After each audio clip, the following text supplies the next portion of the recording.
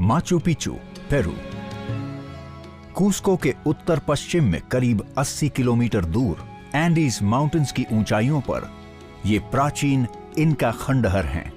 माना जाता है कि बहुत पहले 15वीं शताब्दी में यहां एक महल था। आर्कियोलॉजिस्ट का कहना है कि यह दक्षिण पश्चिमी कोना इस जगह का मेन प्लाजा था जहां 3 खिड़कियों वाला मंदिर है। यहां 35 फुट लंबे और 14 फुट चौड़े पत्थर के हॉल में एक दीवार के साथ 3 चौखानेदार खिड़कियां हैं। किताबों में लिखा है कि ये खिड़कियां जो टेंपल ऑफ द 3 विंडोज की हैं, इस तरह अलाइंड हैं कि जून की संक्रांति पर जब सूरज निकले तो वो एक परफेक्ट एंगल पर आए, जिससे गर्मियों की संक्रांति पर पहाड़ों से चढ़ते सूरज की पहली रोशनी इन खिड़कियों के जरिए पूरी बिल्डिंग को मिल सके। कुछ विद्वानों का मानना है कि ये 3 खिड़कियां इनकन की गढ़ी हुई कहानियों को दर्शाती हैं। पुरानी कहानी के हिसाब से सूर्यदेव वीराकोचा के बच्चों ने इन्हीं 3 रहस्यमयी खिड़कियों के जरिए दुनिया में कदम रखा और इनकन सभ्यता को जन्म दिया। इंकन लोगों की जन्म की कहानी यह है कि children of the sun Ayar brothers Incan लोगों को जन्म देने के लिए 3 पोर्टल्स यानी इन 3 खिड़कियों से आए थे। कहा जाता है माचू पिचू का 3 खिड़कियों वाला यह मंदिर इस चमत्कारी घटना की निशानी है। ये एयर ब्रदर्स गॉड वीराकोचा के बच्चे थे जो साउथ अमेरिका के लोगों के लिए सबसे पहली बार विजडम और सिविलाइजेशन के शुरुआती नियम और जीने के तौर तरीके लेकर आए थे। और इन 3 खिड़कियों से देखने पर मन इन देवताओं तक पहुंचकर एक बार फिर उनसे जुड़ सकता है और उनसे बात भी कर सकता है।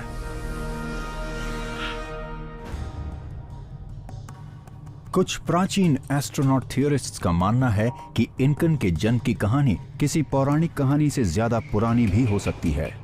उनका मानना है कि यह हजारों साल पहले होने वाले स्टारगेट ट्रैवल का लेखा जोखा हो सकता है।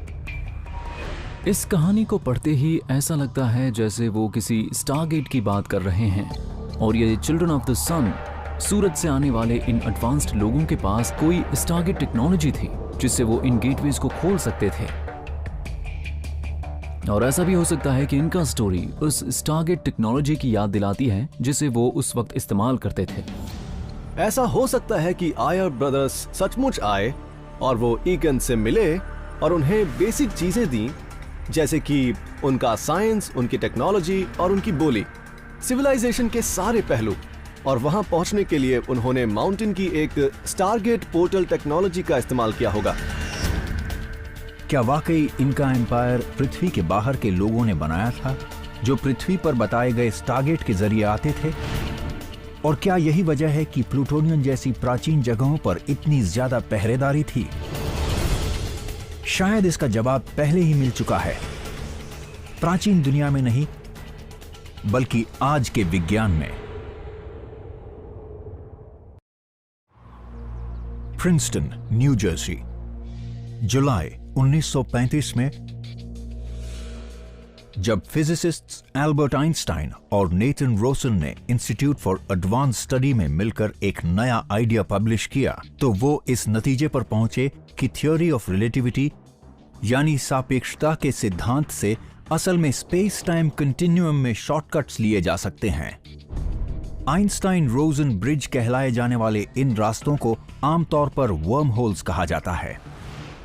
ये 2 दूर की जगहों को जोड़ते हैं जिससे ब्रह्मांड के सबसे दूर के सितारों तक जाया जा सकता है।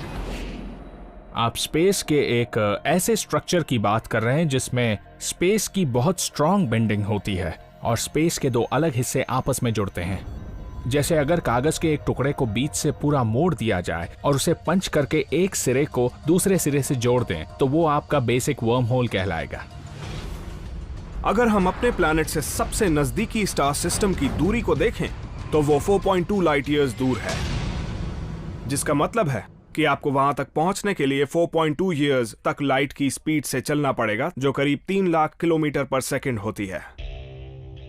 ऐसा करने के लिए सिर्फ एक ही रास्ता है और वो है वर्म होल जैसी कोई चीज। वर्म होल के जरिए शायद वहां तक पहुंचा जा सकता है, लेकिन इस तकनीक को साकार करने में बहुत बड़ी चुनौतियां हैं। वैज्ञानिकों का अनुमान है कि ट्रैवल करने लायक वर्म होल बनाने के लिए उससे कहीं ज्यादा एनर्जी की जरूरत होगी जो हम आज पैदा कर सकते हैं। लेकिन एक थियोरी है कि एग्जॉटिक मैटर कहलाने वाली ये चीज शायद वर्म होल में आने जाने का रास्ता खोल सकती है। इसमें आपको नेगेटिव मास वाला मैटर चाहिए और हमें सिर्फ पॉजिटिव मास वाला मैटर पता है, तो हम इसे कहते हैं एक्सोटिक मैटर। ऐसा नहीं है कि ये मिलता नहीं है, हमें बस इसके बारे में पता नहीं है। लेकिन बात यह है कि इन्हें बनाने में बहुत ज्यादा एनर्जी लगती है। मतलब सोचिए कि पूरे जुपिटर को लेकर उसके पूरे मास को एनर्जी में कन्वर्ट करना है। यानी न्यूक्लियर बॉम्ब में लगने वाली एनर्जी से लाखों करोड़ों गुना ज्यादा एनर्जी की बात कर रहे हैं। वैसे ज्यादातर वैज्ञानिकों का कहना है कि वर्म होल्स बनाने की टेक्नोलॉजी डेवलप करने के लिए हमें बहुत लंबा सफर तय करना पड़ेगा, अगर ऐसी चीज कभी बन भी पाई तो। लेकिन ऐसे भी लोग हैं जिनका मानना है कि सेलेस्टियल शॉर्टकट्स पहले से ही मौजूद हैं। 1991 में वैज्ञानिकों ने वैंडरबिल्ट यूनिवर्सिटी में प्रपोज किया कि बिग बैंग की उथल पुथल ने सिर्फ ब्रह्मांड ही नहीं बनाया, बल्कि शायद करोड़ों साल पहले मिनी वर्म होल्स भी बनाए हैं। बिग बैंग के वक्त स्पेस टाइम आपस में मैश हो रहे थे, फैल रहे थे, सिकुड़ रहे थे। और एक थियरी कहती है कि अगर आपके पास हिमालयन माउंटेन्स के साइज का कुछ होता तो आसपास के स्पेस टाइम इतनी बुरी तरह से स्ट्रेस्ड हो सकते थे कि वो उसी होराइजन के अंदर उस मैटर को मैश कर देते जहां ये सब हो रहा था। इसी तरह आप इमेजिन कर सकते हैं कि स्पेस टाइम आपस में मिलकर मिनी वर्म होल बनाते हैं। रिसर्चर्स के हिसाब से इसका नतीजा ये हो सकता था कि करीब एक एटम के बराबर वर्म होल बन जाता। अपनी जगह लेने के बाद इन मिनी वर्म होल्स को ट्रैवल करने लायक वर्म होल बनाने के लिए बढ़ाया जा सकता था। एक चीज जो हमें पता है कि बिग बैंग के बाद यूनिवर्स बढ़ता जा रहा है, मतलब स्पेस टाइम कुल मिलाकर फैलता जा रहा है। तो जब यूनिवर्स छोटा होता है तो एक छोटा वर्म होल बनता है, और जब वो पूरा स्ट्रक्चर फैलता है तो वो पूरा वर्म होल भी फैलता है और बड़ा हो जाता है। तो अब आखिर में आपको एक बहुत बड़ा वर्म होल मिल सकता है। अगर वर्म होल्स तब बने थे जब ब्रह्मांड बनाना शुरू हुआ था, तो क्या ऐसा हो सकता है जैसा कि कुछ प्राचीन एस्ट्रोनॉट थियोरिस्ट्स बताते हैं कि दूसरे प्लैनेट पर रहने वालों ने बहुत पहले पृथ्वी पर आने के लिए उन्हीं का इस्तेमाल किया हो? ऐसा हो सकता है कि वर्म होल्स स्टारगेट्स ओपनिंग हो और लोग उन्हीं से आते जाते हों, और कहा जा सकता है कि इसी तरह आदमी एंशिएंट गॉड से मिलता था। Chihuahua, Mexico. टेक्सास बॉर्डर से सिर्फ 200 किलोमीटर दूर सियरा मैड्रे ऑक्सीडेंटल माउंटेन रेंज के पास एक बड़ी आर्कियोलॉजिकल साइट है जो 1200 एडी की है। इसे पखीमे और कैसस ग्रैंडेस भी कहा जाता है। ये बड़े अवशेषों का सिर्फ एक हिस्सा है जिसमें अनुमान लगाया जाता है कि 2000 से भी ज्यादा मिट्टी के कमरे होंगे जिन्हें खोद कर निकाला गया। तो पता चला कि वहां एक वेल प्लान्ड सिटी थी जिसमें प्लाजास, स्टोर्स, वर्कशॉप्स और मल्टी स्टोरी रेजिडेंशियल बिल्डिंग्स के साथ एक एडवांस्ड वाटर और सूवेज सिस्टम भी था।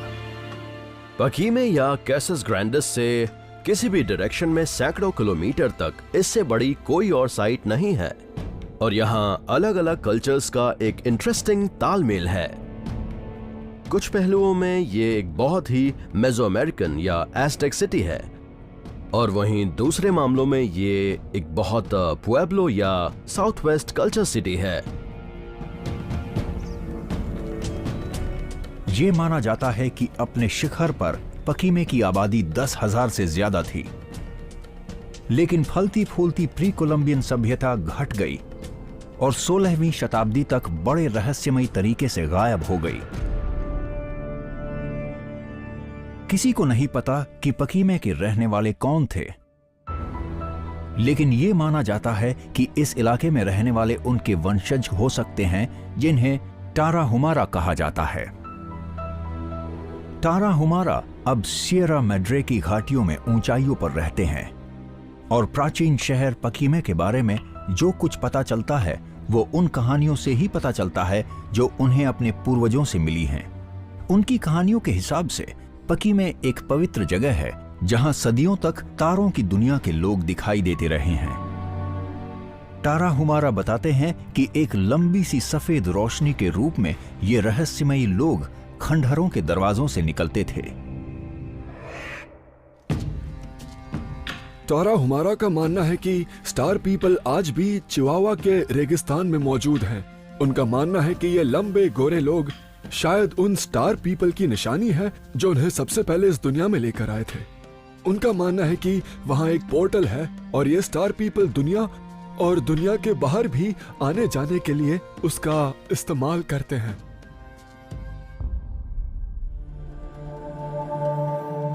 पकीमे के पूरे आर्किटेक्चर में सैकड़ों टी शेप के अजीब से दरवाजे हैं। ऐसे दरवाजे जो करीब 6,500 किलोमीटर दूर सदर्न पेरू के एक प्राचीन दरवाजे से बहुत मिलते जुलते हैं।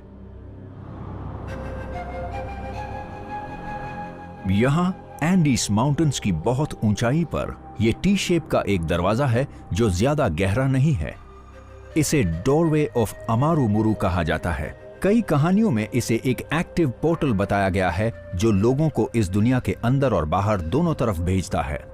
अगर ये सच ना हो तो एक इत्तेफाक हो सकता है कि पाक्वीमी में इन कॉकेशियन जैसे लोगों के नजर आने की अजीब कहानियां हों,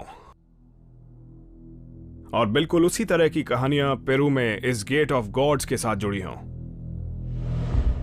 ऐसा हो सकता है कि ये एक स्टारगेट की लोकेशन को रिप्रेजेंट करता हो, जहां से दूसरी दुनिया से आने वाले इंसान साल में उस एक खास वक्त पर आते जाते दिखाई देते हो जब स्टारगेट एक्टिव होता है।